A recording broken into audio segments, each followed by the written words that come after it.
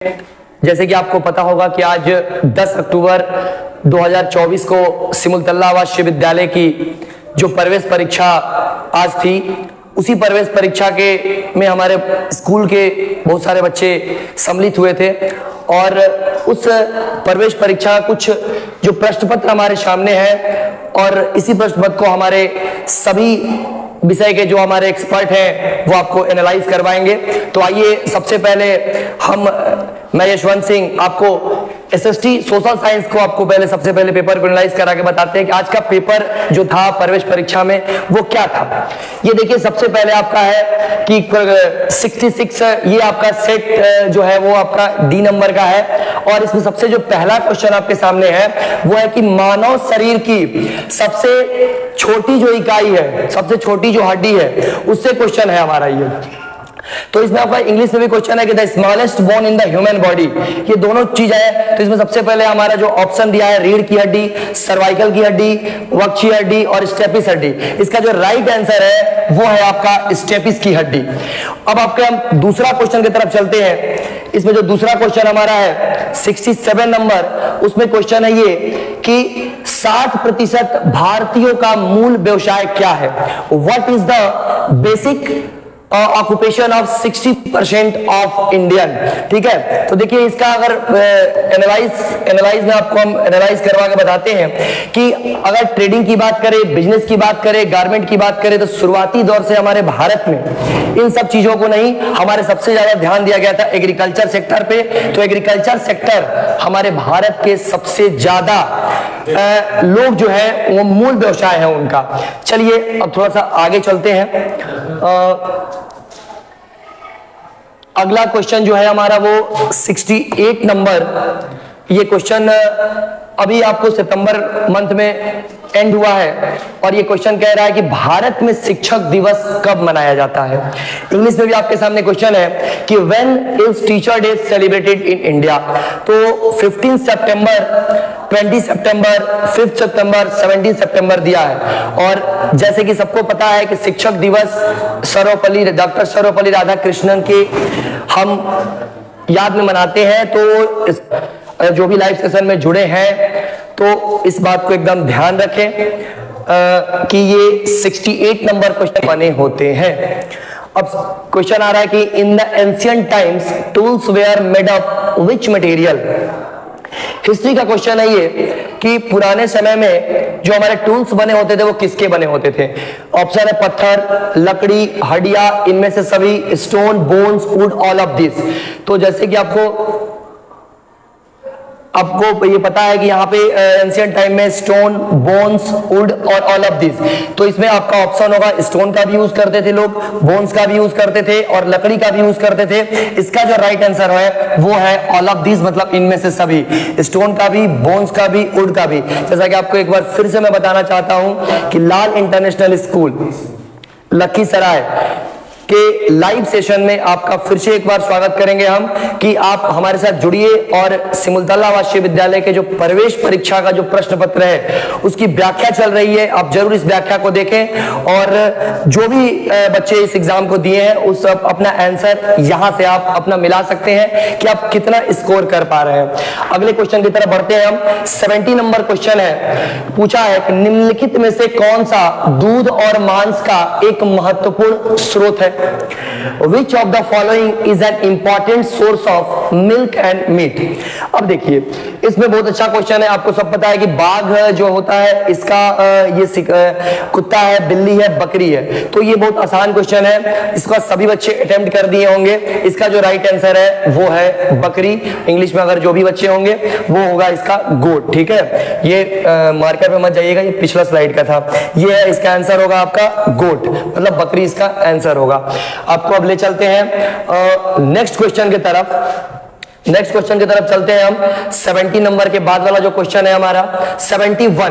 देखिए इसमें 71 क्वेश्चन क्या कहता है।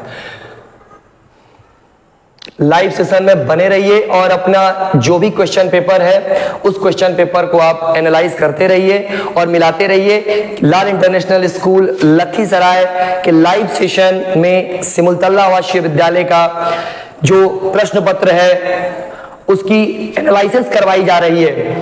अब देखिए 71 नंबर जो क्वेश्चन है क्या कहता है कि कौन सा मानचित्र अधिक जानकारी देता है। विच मैप गिव्स मोर इंफॉर्मेशन। ध्यान दीजिएगा इस चीज को कि कौन सा मैप जो है वो आपको सबसे ज्यादा इंफॉर्मेशन देता है। इसमें ऑप्शन दिया है छोटे पैमाने का नक्शा, फिर ऑप्शन है बड़े पैमाने का नक्शा, साधारण मानचित्र, इनमें से कोई नहीं। इंग्लिश में वही क्वेश्चन है कि which map gives more information, small scale map, large scale map, ordinary map और नन ऑफ दिस। तो छोटे मैप जो होते हैं उस पे आपको बहुत ज्यादा नॉलेज नहीं मिलेगा, लेकिन जितनी भी बड़े मैप होंगे उन पे सब आपको डिटेल मिल जाएंगे। तो इस क्वेश्चन का जो आंसर होगा वो बड़े पैमाने का नक्शा, large scale map. 71 number question का ऑप्शन नंबर होगा बी। अब नेक्स्ट क्वेश्चन की तरफ हम चलते हैं। नेक्स्ट क्वेश्चन की तरफ बोला है कि तिब्बत क्या है। बच्चे यही गलती करते हैं कि तिब्बत क्या है, यहां कंफ्यूज रहते हैं कि तिब्बत पठार है, तिब्बत पर्वत श्रृंखला है, या फिर ए और बी दोनों है, या इनमें से कोई नहीं है। तो देखिए सबसे पहले तिब्बत जो है ये दुनिया का सबसे बड़ा पठार माना जाता है, रूफ ऑफ द वर्ल्ड, दुनिया का छत भी कहा जाता है। तो सबको पता है कि तिब्बत एक पठार है। तो आसान क्वेश्चन है, 72 नंबर क्वेश्चन का जो ऑप्शन है वो है ए, तिब्बत इज अ प्लेटू है, ये माउंटेन रेंज नहीं है। आगे चलते हैं, 73 नंबर क्वेश्चन है, ये आपके बिहार से ही क्वेश्चन है, ये हमारे बिहार से ही क्वेश्चन है। और ये क्वेश्चन आपके सामने है कि बिहार में कितने उपमंडल हैं, और इंग्लिश में ये दिया है कि how many sub division are there in Bihar. Option है 104, 103, 102, 101। तो पता है कि डिस्ट्रिक्ट हमारे बिहार में 38 के बाद हम अगर बात करें तो हमारे पास जो सब डिवीजन का जो नंबर है वो बिहार में हमारे पास 101 है। 73 number question option number D सही है। एक बार फिर से आपको बता दें कि हमारे लाल इंटरनेशनल स्कूल लखीसराय में अभी लाइव सेशन में आपको सिमुलतला आवासीय विद्यालय का सामाजिक विज्ञान एसएसटी की क्वेश्चन को एनालाइज करवाई जा रही है। एसएसटी के बाद आपको वापस फिर से इंग्लिश, मैथ, साइंस, हिंदी के हमारे सभी सब्जेक्ट के जो एक्सपर्ट होंगे उसको आपको एनालाइज करवाते रहेंगे। बने रहिए हमारे लाइव सेशन में, जुड़े रहिए। देखिए अगला क्वेश्चन दिया है कि उस व्यक्ति या व्यक्तियों कौन है जो किसी व्यक्ति की मृत्यु के बाद उसकी संपत्ति का उत्तराधिकारी होता है। द पर्सन या the persons whose inherits the property of a person after his death. कह रहा कोई पर्सन अगर डेथ कर जाता है तो उसकी सारा जो प्रॉपर्टी है उसके बाद उसका किसका अधिकार हो जाता है। तो इसमें ऑप्शन दिया है कि उस व्यक्ति का पुत्र, उस व्यक्ति की पुत्री, उस व्यक्ति की पत्नी, या बेटे बेटियां और उनकी मां। तो सिंपल क्वेश्चन है, सबको पता है कि संपत्ति की जो अधिकार है वो हिज सन, उस व्यक्ति का पुत्र के पास अधिकार होता है। 75 नंबर क्वेश्चन, ये आपका लीप ईयर से क्वेश्चन है। बहुत आसान क्वेश्चन है ये कि लीप वर्ष प्रत्येक डैश के बाद होता है। The leap year occurs after every, कितने साल बाद लीप ईयर आता है। तो ऑप्शन है 4, 3, 1 और नन ऑफ दिस। तो बहुत आसान क्वेश्चन है, सारे बच्चे उम्मीद करते हैं इसको अटेम्प्ट किए होंगे। तो इसका जो आंसर हमारा है वो है आपका 4 साल के बाद हमारा लीप ईयर आता है। चलिए अब थोड़ा सा आगे लेके चलते हैं आपको नेक्स्ट क्वेश्चन की तरफ। नेक्स्ट क्वेश्चन की तरफ बढ़ते हैं। अगला 76 नंबर क्वेश्चन।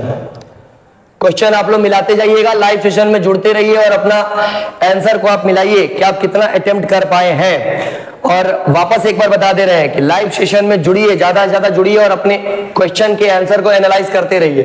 देखिए क्वेश्चन है कि 9 चंद्रोदय को निम्नलिखित में से कौन सा नाम दिया गया है।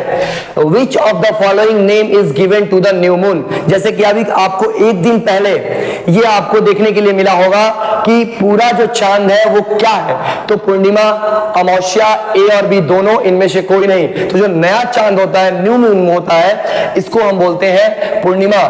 ठीक है, इंग्लिश में भी इसको हम पूर्णिमा का नाम देके रखे हैं। इंग्लिश में भी इसको पूर्णिमा का नाम देके रखे हैं। 76 नंबर का जो ऑप्शन नंबर है वो है आपका ए।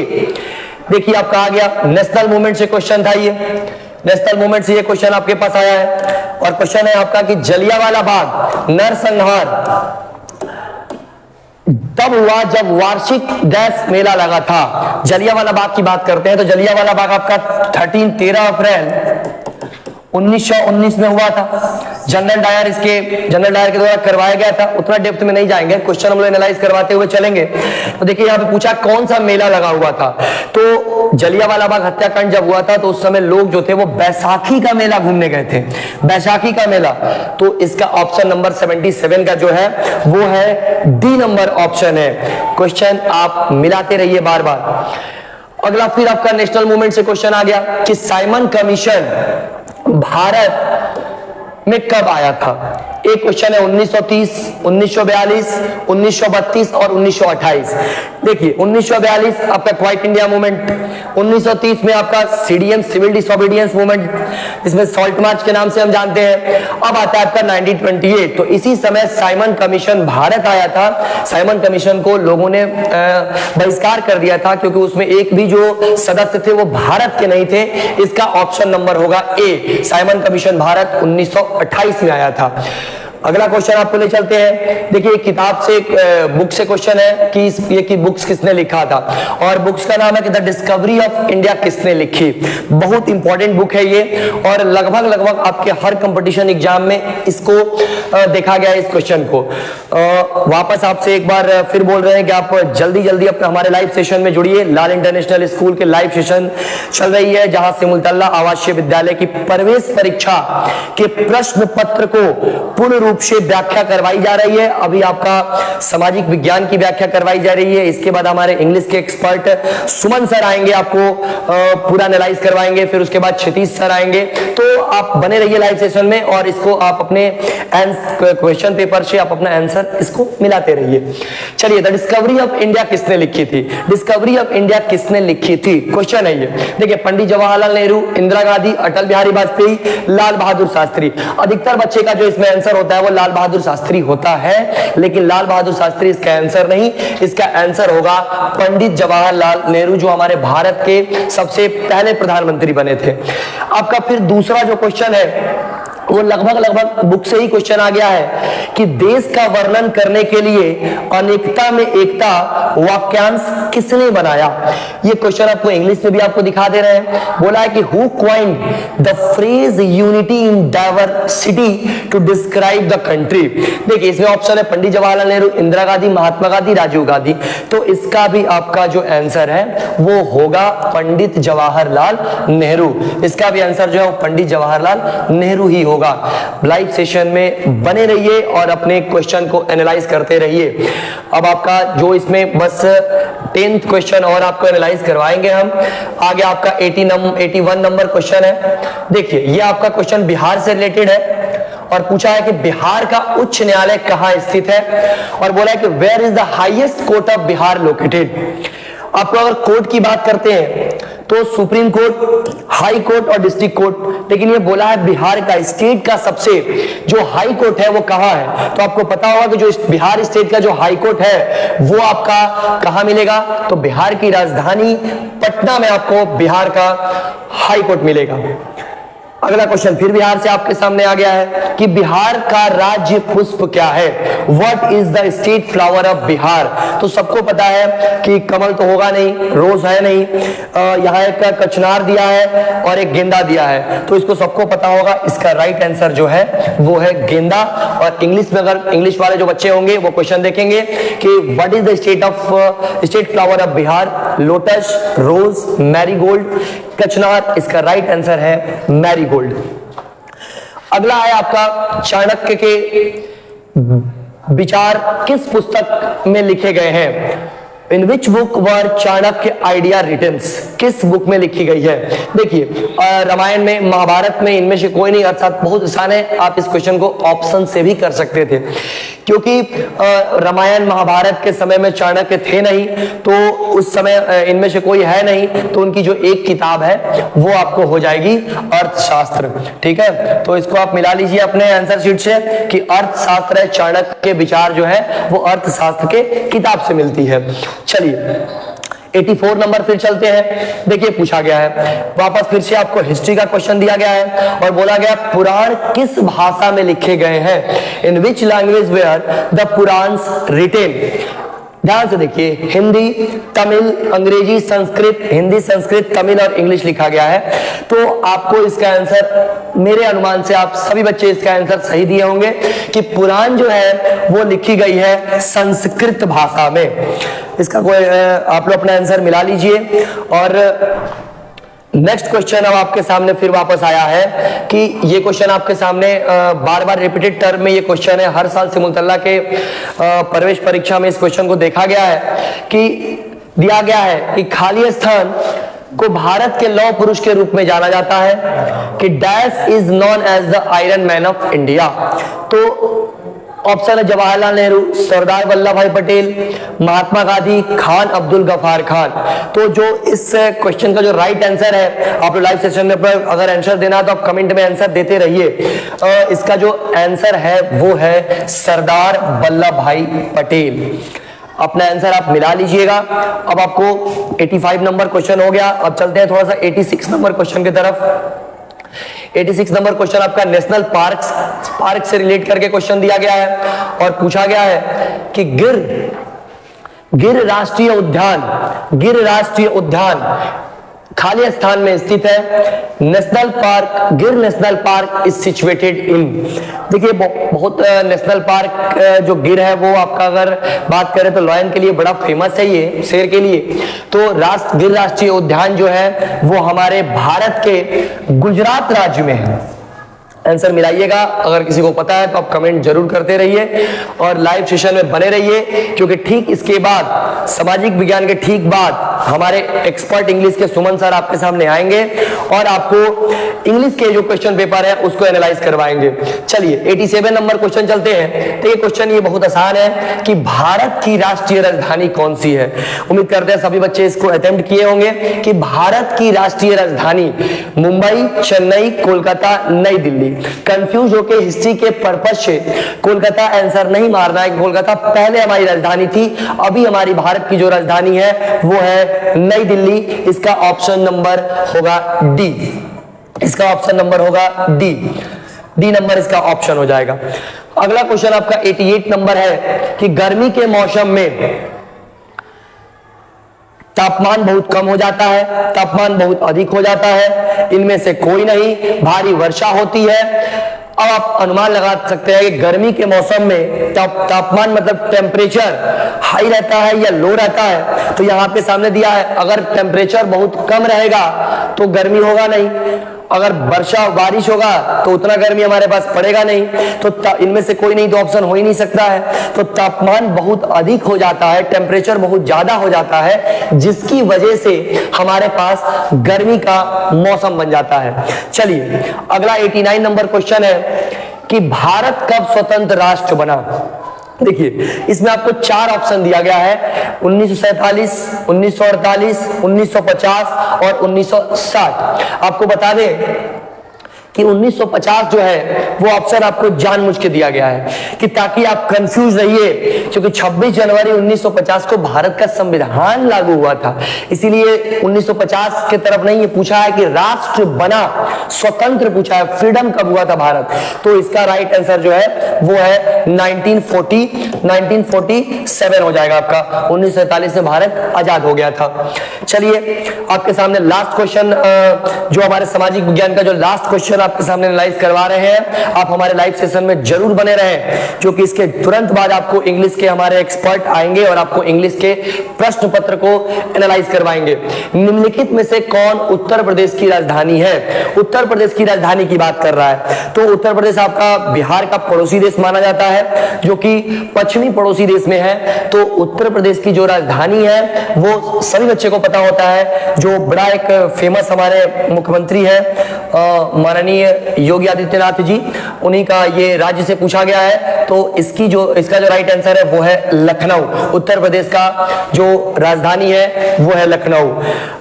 लाइव सेशन छोड़ के मत जाइएगा, अभी सामाजिक विज्ञान का लाइव सेशन खत्म हो गया है। अब आपके साथ सामने आपके इंग्लिश के जो शिक्षक हैं वो आएंगे और आपको एनालाइज करवाएंगे।